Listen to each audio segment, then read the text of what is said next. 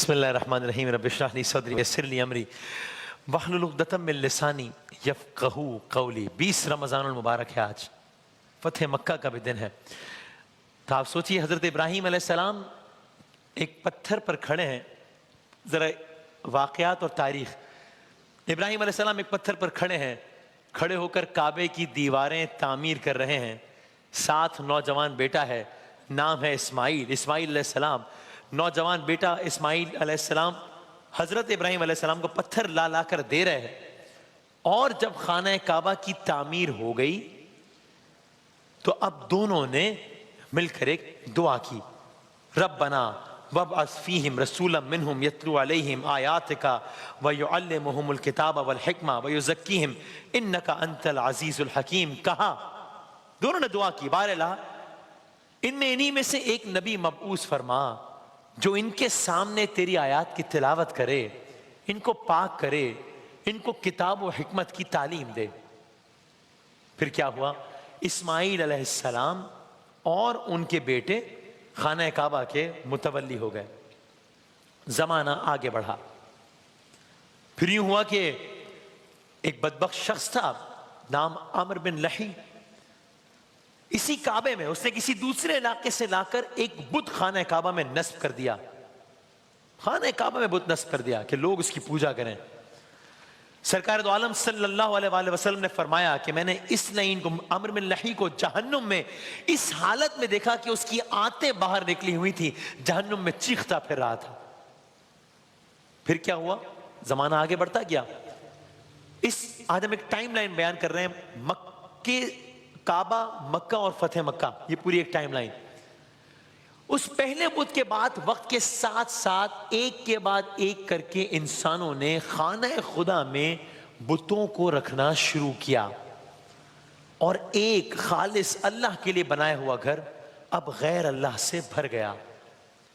زمانہ اور آگے بڑھا، مکے والوں کو اطلاع ملی ایک بادشاہ ہے، نام ابرہہ ہے، لشکر لے کر خانہ خدا کو ڈھانے کے لیے چل پڑا ہے۔ ابھی تفصیل میں نہیں جاتے، وہ واقعہ آپ سب کا سنا ہوا ہے، بس اتنا سمجھ لیں کہ ادھر یہ لشکر بڑھا، ادھر آسمان والے نے اپنا لشکر ارسال کیا۔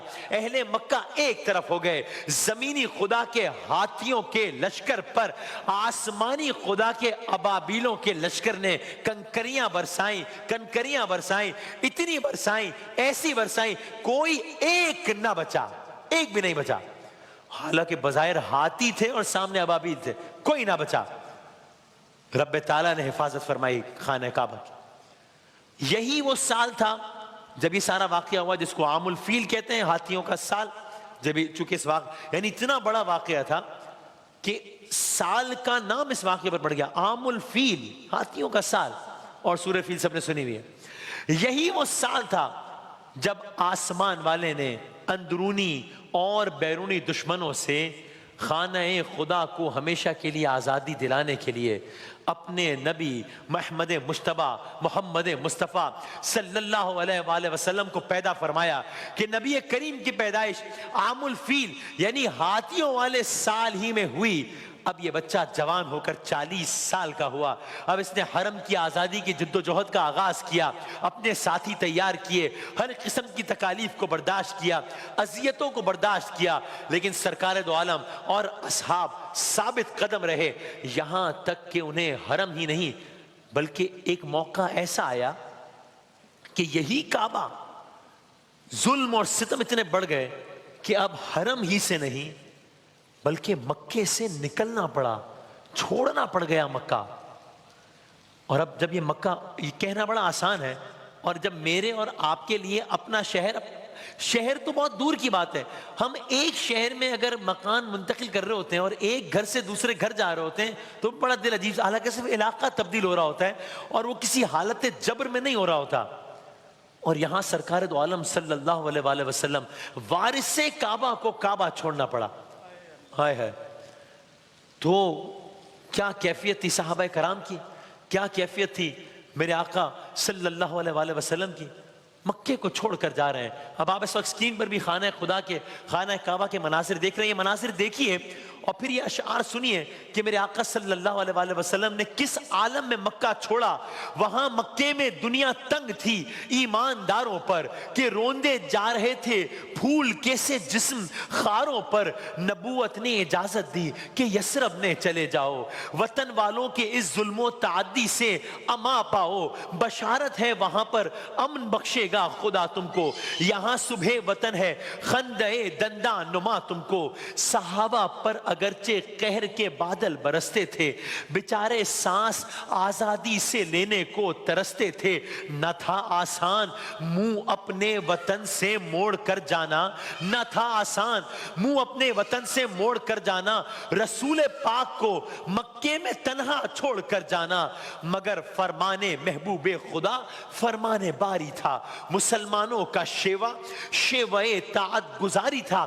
صحابہ روانہ ہو گئے, پھر ایک وقت آیا کہ آقا روانہ ہو گئے. ارے محمد مصطفیٰ صلی اللہ علیہ وآلہ وسلم مکہ چھوڑ کر جا رہے ہیں. دیکھتے جاتے تھے خانہ کعبہ کو, دیکھتے جاتے تھے, کہتے جاتے تھے اے کعبہ تو جانتا ہے نا, اے مکہ تو جانتا ہے کہ تو مجھے کتنا عزیز ہے.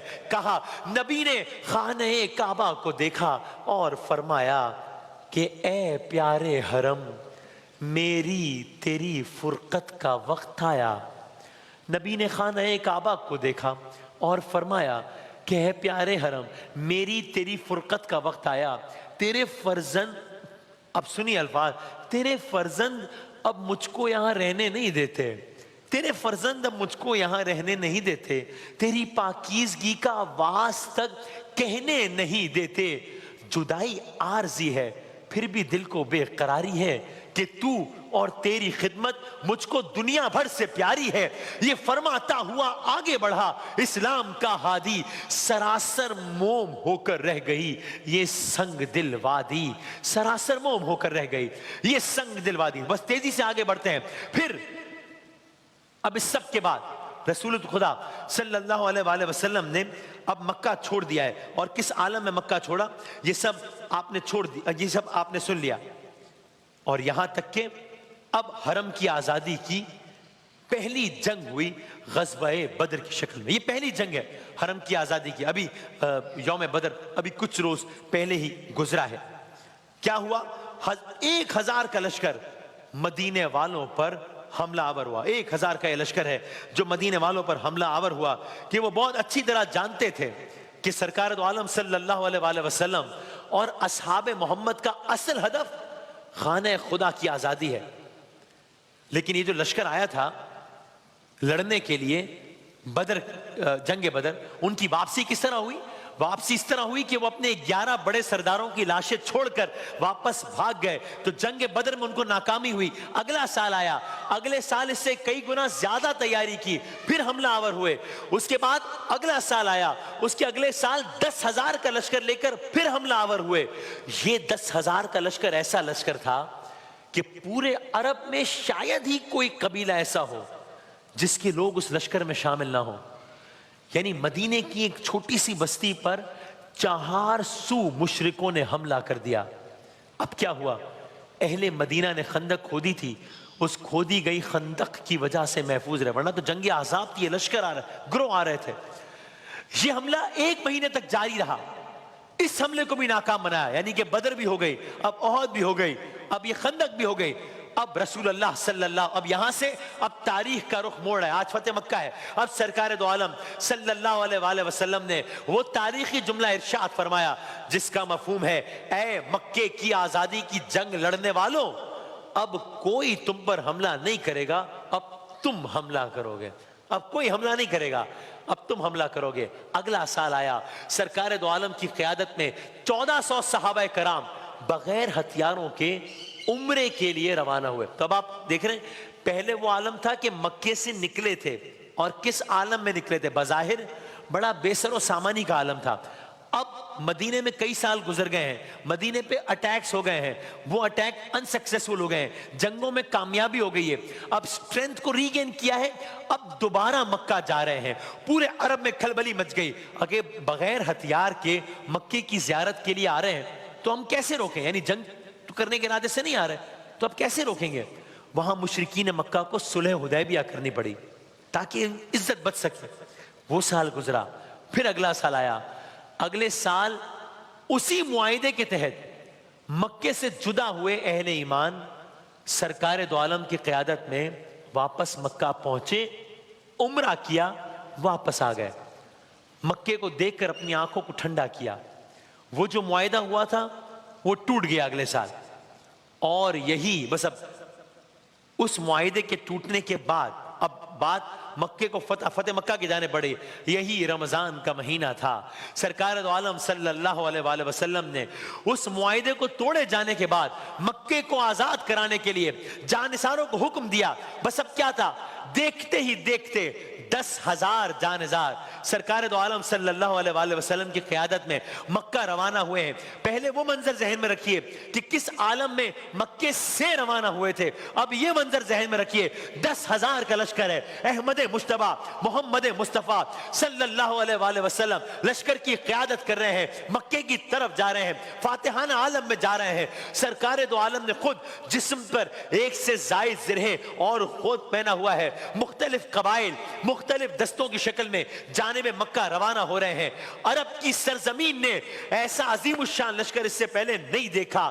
اب ایک خاص حکمت عملی کے تحت یک بارگی مختلف راستوں سے اہل ایمان کی فوجیں مکے میں داخل ہوئی۔ عظیم تعداد کو دیکھا، مشرکین نے دیکھا، کفار نے دیکھا، قریش نے دیکھا، اتنی بڑی تعداد آ رہی ہے، کسی میں لڑنے کی ہمت نہیں ہوئی، حالانکہ وہی تھے جو کل تک ظلم و ستم ڈھا رہے تھے، کسی میں لڑنے کی ہمت نہیں تھی۔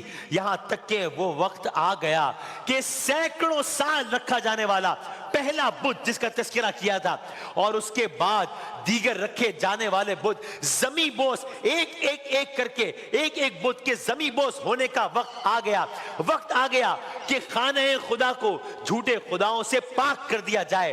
اب یہ ناپاکی دور ہونے لگی، ناپاکی دور ہوتی چلی گئی، یہاں تک کہ لوگوں نے مڑ کر دیکھا بلال حبشی اس خانہ خدا کی آزادی کا اعلان کر رہے تھے، جو 3000 سال پہلے ابراہیم علیہ السلام نے اپنے ہاتھوں سے تعمیر کیا تھا۔ آزادی کا اعلان در حقیقت خدا کی بڑائی بیان کرنے جا رہا تھا۔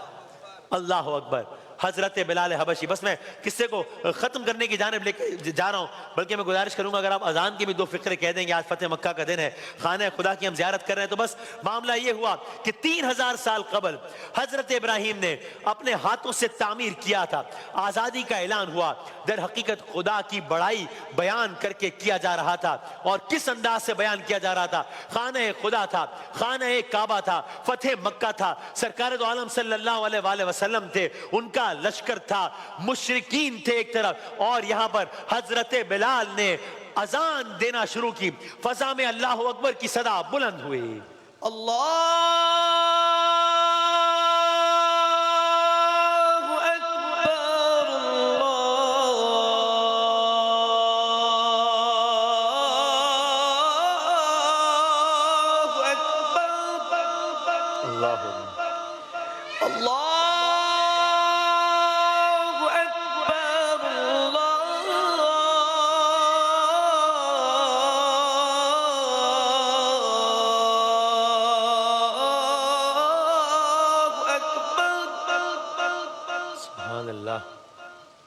أشهد أن لا إله إلا الله أشهد أن لا إله إلا الله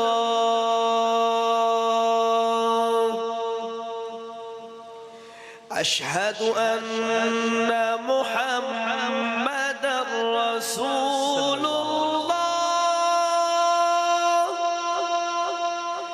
أشهد أن محمد رسول الله۔